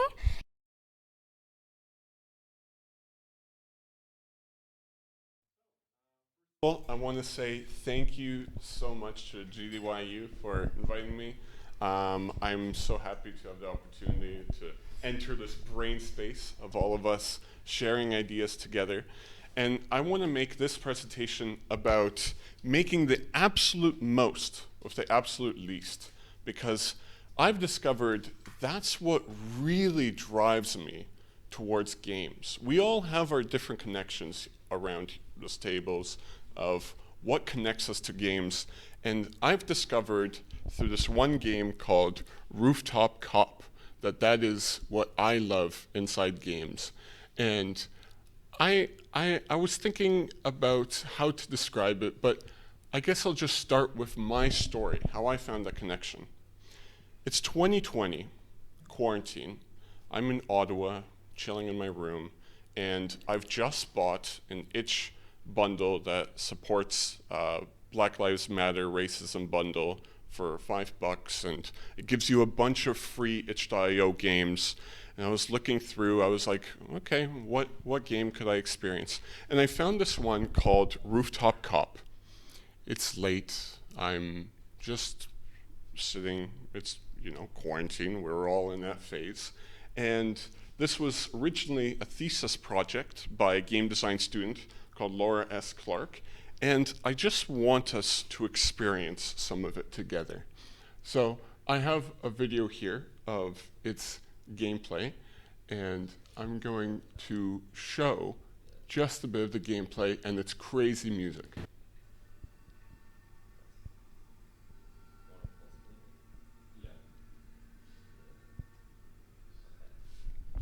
So this is a proud history. So I'm here playing, I'm not sure what this game is. It's called Rooftop Cop. Okay, I guess I'm a cop. What do I do? And I'm just running around, and okay, you can assign some sort of number to these people. Okay, and when you get close to them, you can just stop them in their tracks and collect this number. And when I'm playing this game, it's just late night, and I'm confused, but it gets me thinking. It gets me going. It's like, what is this trying to say? Is this stating on what cops do? Is this a statement of what our society does? And then I start to piece together. It's the men in the uniform. We have the ability to watch over. We're assigning arbitrary numbers to people for some sort of crimes, or at least that's what my mind jumped to it. It's not telling me this necessarily, but that's what I'm going at it. And that's the gameplay. Time goes on, you can place fences, but it doesn't make sense. Why can you even kill these people? What does this mean? And this is just the first part of the 5 parts of Rooftop Cop.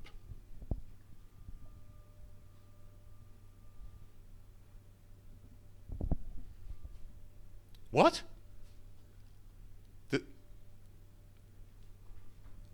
I was just staring at this, and you're just this little person walking across to this flag. It's like, okay, what? And I just didn't understand it. It was like, what is this saying? I just went from something about policing to now this. What does this have to do with cops? And it just forces you to stop and just question it. What is this?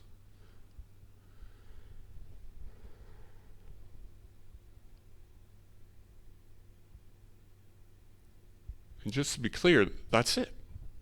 That's all this is. And I said, okay, let me see what the third entry in this 5-part series is. This one's called the data mines. And this one really engages the monkey brain inside. This one, you're playing as this person, and you drop down and you can grab items. And as it says over there, it shows your current weight And then you start thinking, okay, I want to accumulate more. I want to keep going. I want to grab more and more. And you start grabbing more stuff that's listed here. And eventually I was thinking, oh, am I taking? Am I stealing? But I didn't care. I did not care. I was taking so much. I was like, yeah, I want to see this go up. And it just, I was in such a moment. I didn't understand how to feel, but I just kept grabbing. And eventually, you keep grabbing and grabbing. You're ignoring all these people who are alarmed, these people who can do nothing, against you. They are powerless. You're just a cop making your way, grabbing whatever you can. And as I kept going, and I kept going, eventually you reach a point where it's too much. And I was standing there, grabbing all this stuff, engaging, trying to increase this random score, and eventually you fall through. You've grabbed so much, you've accumulated so much, you fall through. You die. What's the point? Why were you doing that? And it's just, I was thinking, okay, let me see what the next one is. And I don't understand. What is this game trying to explain? In this fourth chapter now, it's just this stranded island, and you're going through, and occasionally there's more scraps that go by, and there's things that you can find. You could throw stuff into the fire, and I'm starting to see it. There's a pattern, something. These games must be trying to tell me something, creating some sort of pattern for me to understand. But admittedly, I was just so, I was ready to go guns blazing into something, and I just was not ready for this. And I thought, okay, let me see what this fifth vignette is. I don't know. What is this music? What am I doing?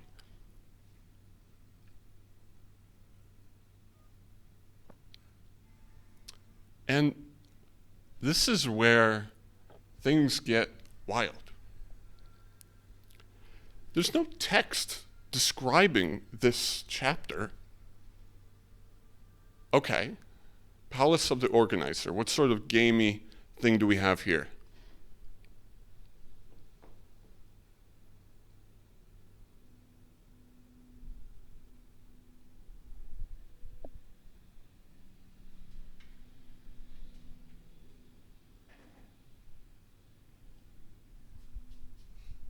What? That's it. It's a beach. And then, come on, there's got to be something. There's got to be something. And it's just a beach. And I was running around here. I was trying to think, what is this? What is this doing to me? Why is this doing to me? And this beach image is seared into my memory. That day in quarantine was such an impactful day for me. I didn't even know you could pick up the sticks. But you can pick up the sticks, you can move them around. But what does this mean? And years later, I watched the video of the creator as they went through this project, how it began, what their thoughts are, how they represent police and how police handle state property and through the messages of the game. But honestly, I didn't even need it. I just had this beach. I saw the pattern. I saw the end of what they described. And I just want to get some takeaways.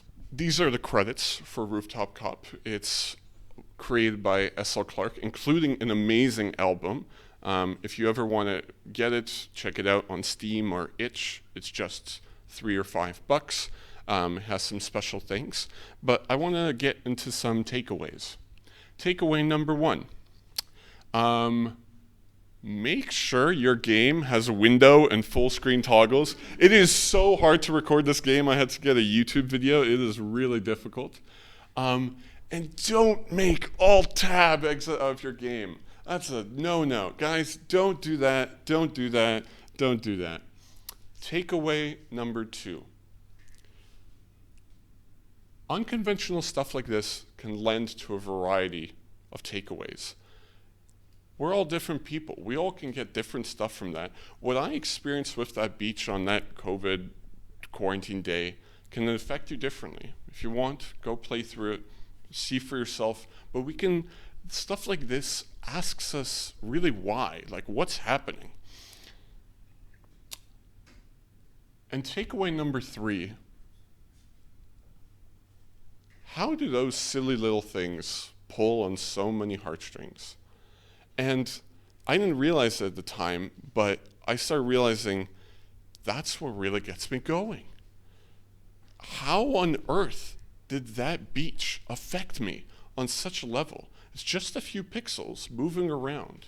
It's just some random games put together, but how does that affect me? Why does that do that to me? I realized I think we've lost the fundamental. We can look at the grand scope of what the games are doing, what this level design does, what this does, but like when we get down, how on earth does this smallest scope thing have such an impact? And do we have an appreciation for the basics like that? Do we appreciate these fundamentals? And I was thinking about how animation students, they focus so much on making sure their circles move right, how to create the motion that goes into play. And I'm thinking, what is the basic of games to make us have such statements, to make just a little walking sim be a commentary about how the police state will be meaningless at the end of time? And it's just like, I don't know.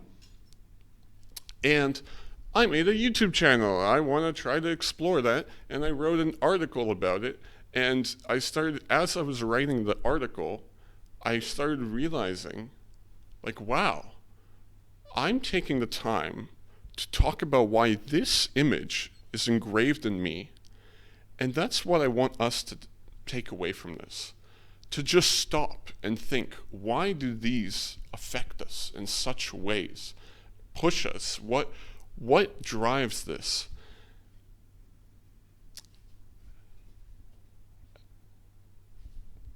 This is a game I want to work on. This image means nothing to all of you right now. But I want to make this meaningful. And that gets me so going. That drives me so much. I want this to be an impactful scene. And that's what I love about game design. So these are the credits for Rooftop Cop once again.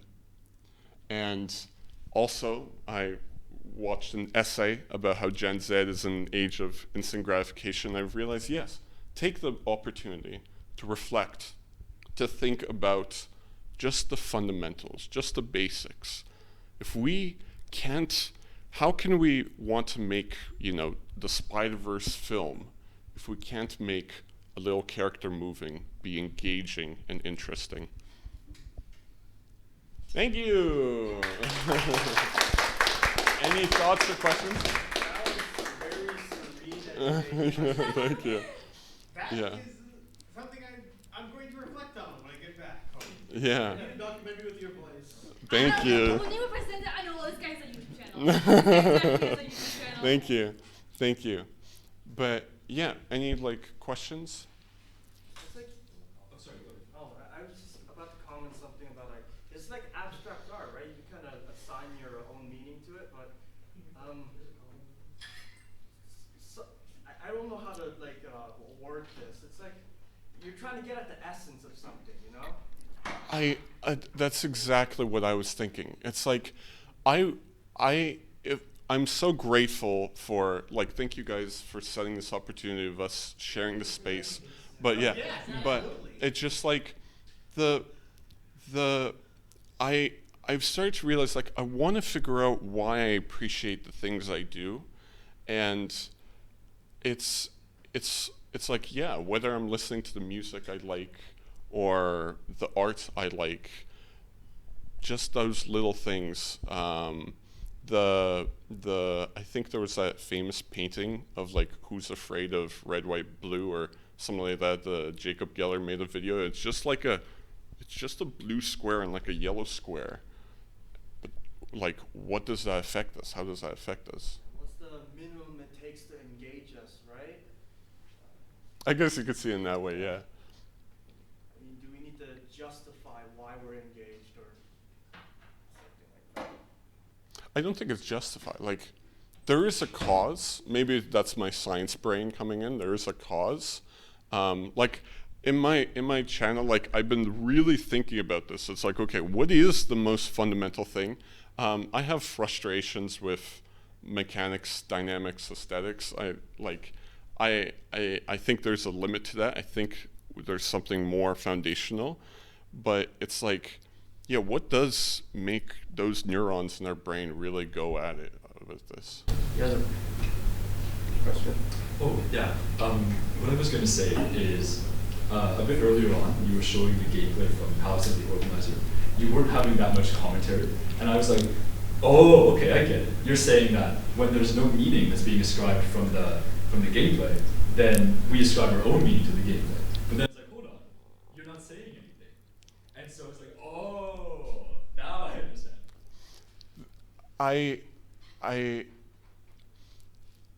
I feel like I've done a slight injustice by playing the footage and not letting you guys experience that. But because, you know, we all have our own journeys through games, whether it's Rain World or Fire Emblems, of how you interact with that. But man, that beach is so powerful in my head. It's like I cannot stop thinking about that beach whenever I think about, like, okay, how do I make things work? Yeah. Kaisaan? Just want to know, like, how do you like see regular games now? Like, do you see like completely different? Like, you just like, or is it like the same? Cause like. No, I my brother was joking. It's like if you watch a bunch of screenwriting things, is shows just going to be so formulaic and stuff? But no, I definitely think, like, even when I was playing Rain World, for example, I was just getting blown away by so many things. And then it's like, I wanted to name this Making the Absolute Most of the Absolutes, because that's like what I want to focus on. But it's like in Rain World, there's this one moment where like a shader, literally a shader across the screen that slightly warps the screen, like gives me so much emotion, makes me feel like I'm rising above. And then, no, I'd say it gives me more appreciation, literally. Like, yeah, as long as it's not like we don't put some rating we need to optimize for. It's like, oh, how much is this mechanically favored? It's like, no, just understand why it works for you. Yeah. When you were going over the game and your thoughts about minimalism and how like flashiness it captivates us because it just holds our attention, but we lose a lot in like just if you're on to look past that. And that reminded me of a game that I watched a video on called Scorn. And if you have Scorn and you're squeamish, don't look it up, but do so if you want to. From what I understand, Scorn basically it's supposed to have multiple endings and some sort of like story, but it got cut. And I think it was delayed and so, but released, it didn't do so well. But there is an art book that accompanies it. It's 160 something pages of art and storytelling for this like new Earth that takes place, where it's all like the biomechanic themes. And I thought to myself, well, this is such a shame that game art is so overlooked in favor of just like money and sort of like what corporate interest basically. And I really wanted to see more from Scorn, but I don't think we'll ever get anything from Scorn. So, but the art book goes really into detail, and I really enjoy just artists getting a chance to create things, even if they don't make it to a product. Oh, that is so powerful. I think just one thing that really, really also put me into, I was being really frustrated with what was constantly said about game design. I think also big takeaway I want to share is just like what we do we can have an intent for it. And it's like when you're making the product, yeah, it's like people want to make it all that engaging, and it's like, oh, we need to do this to make it engaging, to get into the flow state. But just like thinking about like what effect would this have, and having that sort of thinking of less as like a product for just like endless entertainment, just like an experience, just selling that moment is really powerful. Yeah. I haven't played either of these, but do you have any thoughts on either Kentucky Road Zero and or The Longing? Oh man, I played Kentucky Road Zero when I was way younger, and that's the thing. Like I've forgotten it. I will play. I've never heard of The Longing though. I heard about it vaguely, and I just remember being like very similar and kind of like, okay, that's kind of crazy. But apparently it's this game where you like are supposed to be waiting for your king to rise, and you have to basically wait for 100 days. Right. Maybe like, I don't know if similar, but like it might be something else. I heard about that. It's like the same game where like you're a baby stuck in a well or something. And you have to wait a few days. So, like, I don't know. Wait, what about Desert Bus? Doesn't it take like 16 hours to complete? Desert Bus best game. Yeah. I have never heard of Desert Bus. A guy literally made a Halo 2 map where you're like, it's capture the flag, but it's exceedingly long. Oh. Based on Desert Bus. What? There's a Mario Kart Wii map based on Desert Bus. Wow. That's great. I want to hear your thoughts on Desert Bus. You should play that game. Like, the bus always. I will. Yeah. Video essay so I can listen to it. Okay. yeah, Thank you. video essays. Okay. I would put that on as white noise and it'll forever on there. Thank you. I really once again, thank you so much. Like I'm so glad also taking these times to connect and just share what we love, you know, whether it's Mega Man, Rain World, or the beach. Anything else? Have you heard of Vector Fest? I think you'd be interested. Vector what? Vector Fest. It's a Toronto exhibit of game art that basically fits the description of what you're interested in. That's incredible. I keep thinking I've seen everything. It's like, you know, I know about dirty rectangles. There's Hand-Eye Society, but I've never heard of Vector Fest. I will look into I can send the information for it, but I think the exhibit is sometime in July-ish. I have to check again. But if you want to go there and just see the work done by Toronto game artists, and you know, it's a good idea. Vector Fest. Down. Cool. Thank you. Yeah.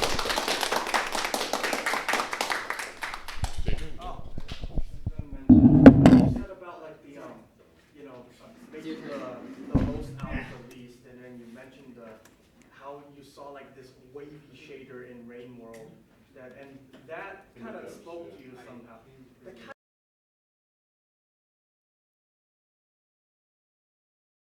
My name's Siva. I'm an act size student, but I have an interest in game design and game development.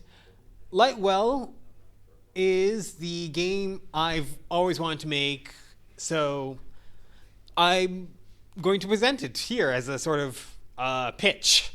It's very scuffed. I don't have a lot of art for it, but I'll do with what I can with what I have. First, gameplay. There's 3 pillars as I've seen right here. You should be able to control 2 for the price of 1. Environment is a 3rd character, and combat is fun and deep. What these mean, I'll go over in the next few slides.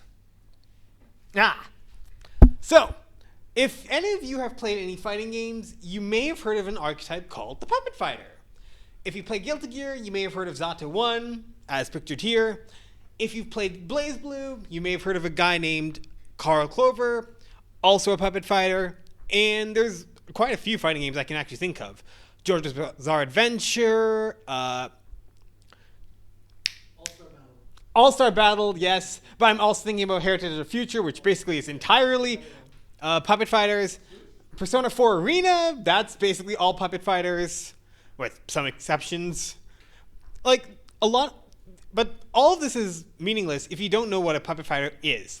A puppet character is someone who can control a second character with a certain set of inputs. Zata 1, for example, uses the concept of negative edge to control his shadow called Eddie. Negative edge is basically you release a button, it does an action. Most games just use the normal edge, but some attacks can be done by releasing a button. This is negative edge. Some games just use a separate button to do that. So some games just use a bunch of different things. The fun with, as you may have noticed, why do we play puppet fighters? Because being able to control two people at once is hilariously funny, and it is hilariously funny to bully someone with two characters at once. It feels like cheating, if you would. But obviously, the question has to be asked: can this be applied to games outside of, well, fighting games? Absolutely. I already have an example right here. Astral Chain. If you've owned a Nintendo Switch and you're familiar with Platinum games, you might know of Astral Chain. If you don't have a Switch or you don't follow much on Platinum games, you may not. Basically, you're a cop, you have these magical beings called legions, and you can control them to help you fight. You control your main character with like your right bumpers and triggers, while your legion is controlled with your left trigger. And you basically coordinate their attacks to defeat enemies relatively easily. There's also Hi-Fi Rush here, but that's more akin to an assist-focused game instead of puppets, because your allies do discrete attacks instead of you being able to have only a single ally that you have full control over. And I guess that's a big point of difference. An assist fighter basically has discrete actions that you can call at any time. Puppet fighter has one ally that you have full control over. Now, number 2, environment is a character. What does that even mean? Raise of hands, how many here have played any form of Metroidvania? Whether it be Metroid or... Like Metroid and Castlevania. All right, yeah, okay, so we have a good idea. You probably could say that, if I said Samus is a character, you'd all probably nod your head. Would you say the environment is a character? Would you say the environment is a character? No. All right. Dracula's Castle is like technically an anomaly. It depends on your definition of character. It's, in my case, we'll say that a character is an important object in the world that needs to be worked on, at least in game development, over time. In the case of the environment, you can't really transplant the environment from Metroid Dread into something else, because it's like you interact with the environment as a character through Samus, and it in turn interacts with you. I believe John mentioned this about Rain World, but you interact with the environment and so on, and it interacts with you. In a hilarious way, this means John's presentation actually helps me here, because he literally just said that yes, some games can have an environment that's also a character. Now, most character action games, which I'm going to get into later, don't usually tend to use the environment all that much. You just log into a room with enemies and you beat the crap out of them. I say, that's lame. Why not? Why not allow character combos to include the environment? Thus, I say, if I make a game, the moves that I use in combat should also be used in the environment for traversal or for progression.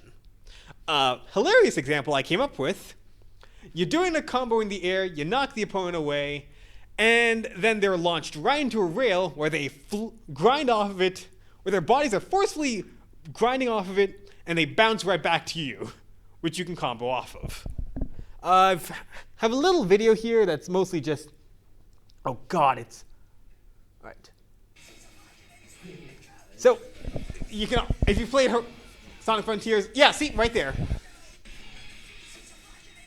Fuck. Notice how Sonic bounces, combos the enemy, runs away, bounces off the spring, and then continues his combo. That's sort of the idea I want to go for. Though more, you bounce the enemy off the spring as well. Because that shit is hilariously funny. You may notice there's a little image of Jet Set Radio. That's mostly because I think that has really good traversal. I think no one here cannot disagree. And finally, character action games. Why make my game a character action game when I could just make it a shooter or some other visual novel or an RPG? Because I think character action games are fun as hell.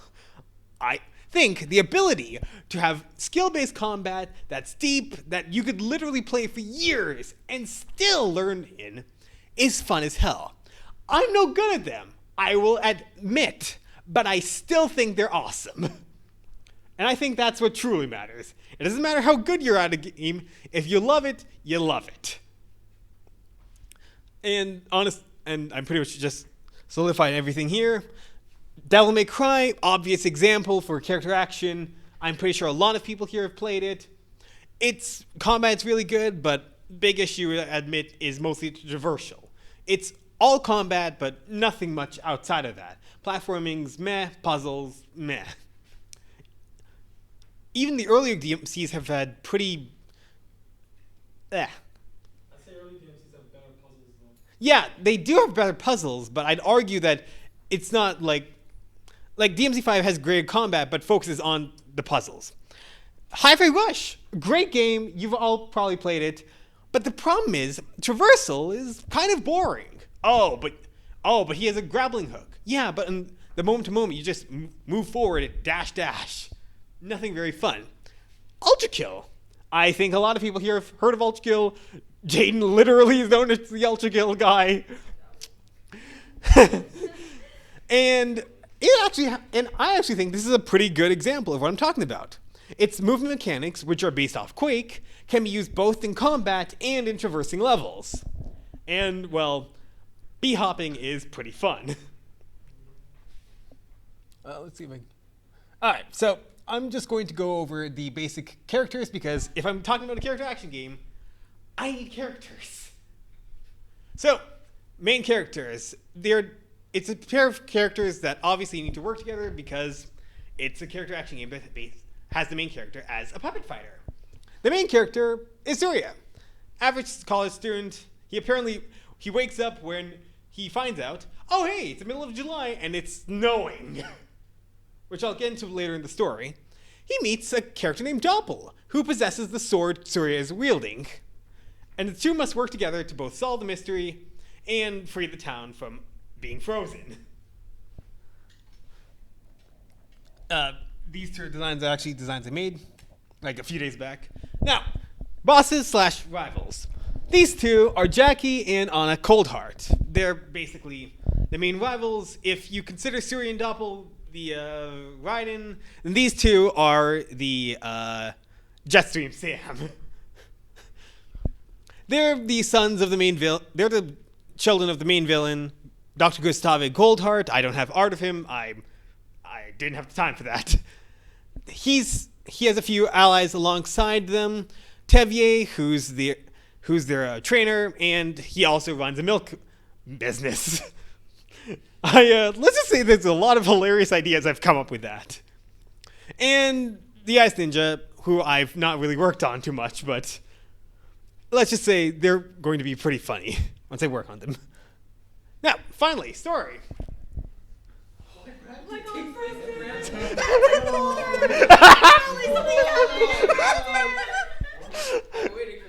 Yes! Yes! I can't believe literally, that's actually the best part. Literally, I love how it's like, I'm literally just show this thing. It's like, it's kind of dead. Then it immediately, we'll see it's in empty. It's like, that's the best part. Yeah. Honestly, yeah. I love that part, and I'm going to keep it. I honestly admit, I wasn't confident in the idea of having the story be set in Brampton, but seeing the reaction, yeah, honestly. Dude, there's some level of Mississauga too. Ooh. All right, yeah, I'll get there. Yeah, so basically, it's the middle of July. Surya wakes up. Holy shit, it's frozen outside. What the fuck is going on? He goes out, goes on a little adventure, gets shot, gets powers. Yes. And then he meets up with Doppler, gets a sword, and now he must go and beat the crap out of a whole ass PMC, a mysterious science company, and maybe a few other people, because it's a character action game. What do you expect? And it's admittedly very bare bones at the moment, but generally, story isn't super important here. Yeah, that's actually kind of the end of my presentation. I'm going to take comments and questions now. I had a suggestion, since it's like a Toronto University student, he should fight the 5'10" male. Or fight the poop man. Ooh! Ooh! Either of those, just like any like gremlin that we've heard of. Alright, no. But it has to be in Brampton. It's Brampton. Yeah, it's Brampton lore.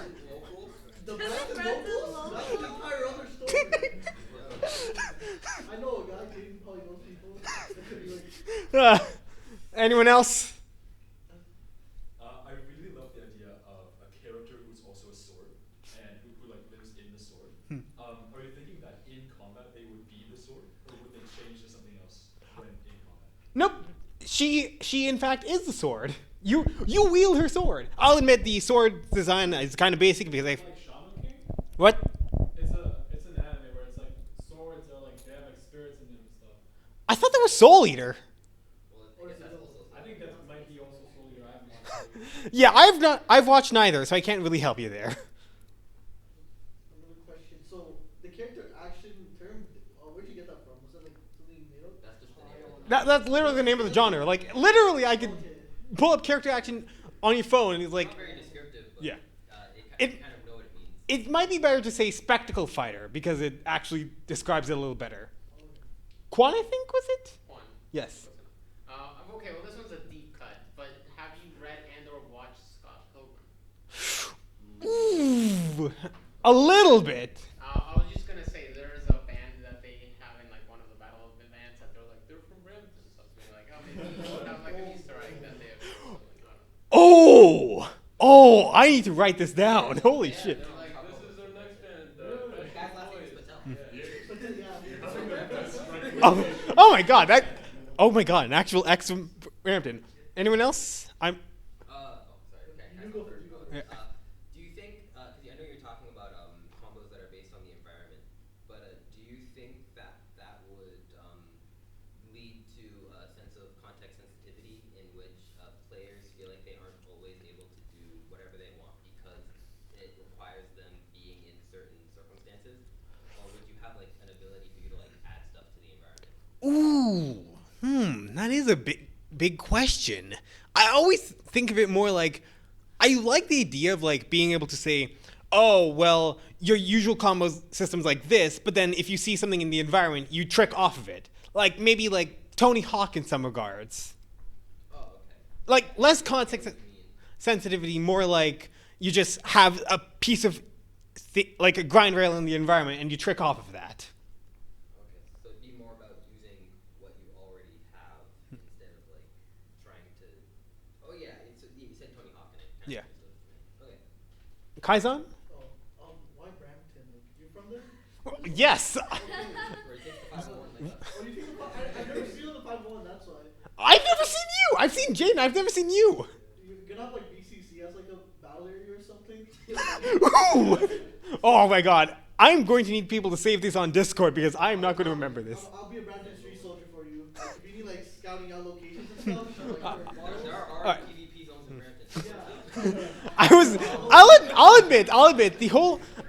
I'll admit, I kind of forgot this last part in the explanation of the story, but because of how the streets are frozen, Surya is like the only other person in the streets. Because like it would make kind of less sense if there was like a bunch of people in the streets. I mean, I probably could, but like. I can actually handle the code on like most Brampton residents. Like I'm sure they'd like go back. Right. I believe you said. Raise hand. I was just gonna say because you mentioned Jet Set Radio. Have you been following Bomb Run? Ooh, yes. I've seen. I was actually following them for what's it called? Their other game, Lethal League Blaze. Yeah, but yeah, honestly, if I can make a reference to that, I would. I believe that's it. I'm just gonna put this last beside it. That's basically all the images I use. Always attribute images. Peace. I love how, like, I'm the only one who actually did image attribution. No one here did.